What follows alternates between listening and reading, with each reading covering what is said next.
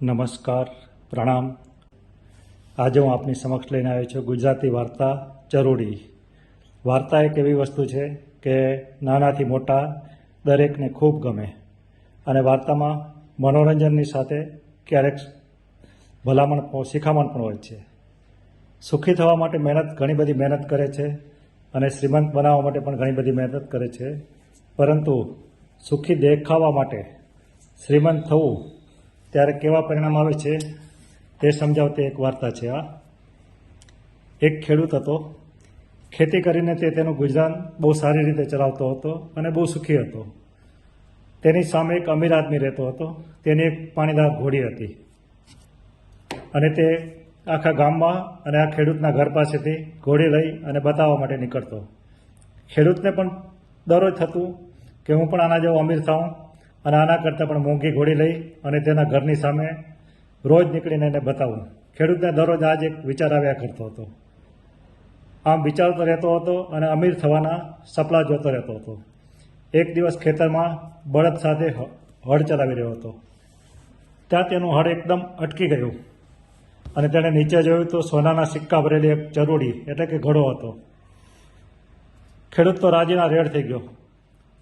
તેને એમ હતું કે મારું વર્ષો જૂનું સપનું અમીર થવાનું પૂરું થાય છે. તેણે ધીમેથી ચરોડી બહાર કાઢી. તે જમીનની અંદર હતી અને માટીમાં હતી, એટલે તેની ચારે બાજુ માટી ચોંટેલી હતી. એટલે ખેતરને એમ થયું કે મારી પત્ની આવે એના પહેલાં ચરોડીમાં સોનાના સિક્કા છે તે ધોઈ નાખું અને પછી હું એને બતાવું. એટલે બાજુમાં જ એક નદી હોય છે. નદીમાં ચરોડીને ધોવા માટે જાય છે.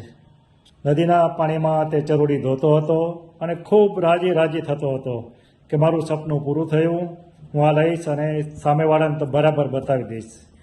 ત્યાં નદીમાં એક ધસમસતું વેણ આવે છે અને ચરોડી નદીમાં તણાઈ જાય છે. ખેડૂતને ખૂબ આઘાત લાગે છે અને તે આઘાત સહન નથી કરી શકતો અને તેનું મગજ છટકી જાય છે અને તે બબડવા લાગ્યો છે કે આવીને ગઈ, આવીને ગઈ, આવીને ગઈ. આમ નદી કિનારે આંટા મારતો જાય છે અને બોલતો જાય છે, આવીને ગઈ, આવીને ગઈ, આવીને ગઈ. થોડી વાર પછી એની પત્ની આવે છે. ખેતરમાં જોવે છે તો બળદ તો થાકીને નીચે બેસી ગયા હતા. ખેતરમાં બીજું કોઈ હતું નહીં. તે બહાર જોવે છે, બહાર જ નદી હતી. નદી કિનારે ખેડૂત આંટા મારતો હતો અને કંઈક બબડતો હતો. તે પણ જાય છે નદી કિનારે અને ખેડૂતને પૂછે છે કે શું થયું છે તમને.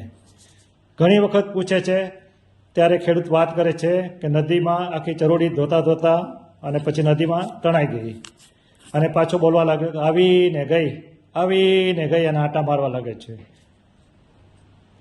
તેની પત્ની એને કહે છે કે તમારે ધોવાની ક્યાં જરૂર હતી, હું હતી ને એમ કે એમ વિચારતા એની પત્નીનું પણ મગજ છટકી જાય છે અને તે પણ બોલવા લાગે છે કે તમે કેમ ધોઈ, તમે કેમ ધોઈ, તમે કેમ ધોઈ. ખેડૂત બોલતો જાય છે કે આવીને ગઈ, આવીને ગઈ. એની પત્ની બોલતી જાય છે કે તમે કેમ ધોઈ, તમે કેમ ધોઈ. આમ બંને નદી કિનારે આંટા મારતા જાય છે. ઘણો સમય થાય છે. એની મમ્મી ઘરે નથી આવતી એટલે એનો છોકરો પણ એકનો એક છોકરો હોય છે તે ખેતરમાં આવે છે અને જોવે છે કે બળદ તો નીચે બેસી ગયા છે, ખેતરમાં કોઈ નથી. એટલે બહાર જોવે છે તો નદી કિનારે એના મા બાપ બંને આંટા મારતા હોય છે અને કંઈક બકબક કરતા હોય છે.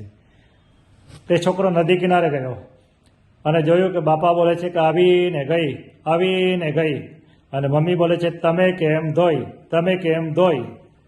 બહુ જ આગ્રહ કરે છે બંનેને કે શું થયું, શું છે તમને એમ કે.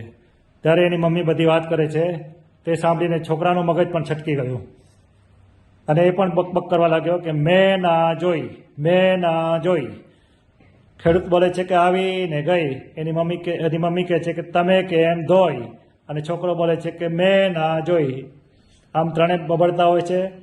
થોડી વાર પછી એક સંતોની ટોળી આવે છે અને આ રીતે બબડતા જોઈ અને તેમની નજીક આવે છે અને બોલાવે છે કે તમે કેમ આટલું બધું બોલો છો, શું તમે આંટા મારો છો, શું થઈ ગયું છે. સંતો પણ ઘણો બધો આગ્રહ કરે છે. પછી બધી વાત આ લોકો કહે છે કે આ રીતે બન્યું. તો કે કંઈ વાંધો નહીં કે તમારી ક્યાં હતી કે તમારી તો હતું જ નહીં, પછી તમે શું કામ આટલો બધો અફસોસ કરો છો એમ કે હવે એક કામ કરો એ કે મારી ક્યાં હતી, મારી ક્યાં હતી એમ બોલતા ત્રણે એ કે આંટા મારો. થોડીક વાર જ આટા મારે છે ત્રણેય નદી કિનારે, મારી ક્યાં હતી, મારી ક્યાં હતી, મારી ક્યાં હતી.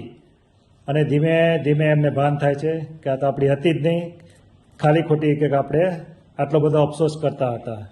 એટલે ઘણીવાર આપણને પણ અફસોસ થાય છે કે મેં ઘણું બધું ગુમાવ્યું છે, અને શાંતિથી વિચારીએ કે આમાંથી આપણું શું હતું કે આપણે ગુમાવ્યું. વાર્તા આપણી પૂરી થાય છે. 3 સવાલ આપણે પૂછું છું, જે કોમેન્ટમાં જવાબ આપજો. ખેડૂતને ખેતરમાં શું મળે છે? ખેડૂતની પત્ની શું બોલતી હતી? અને વાર્તાનો સાર આપણા હિસાબે કોમેન્ટમાં જણાવશો. ધન્યવાદ, આભાર.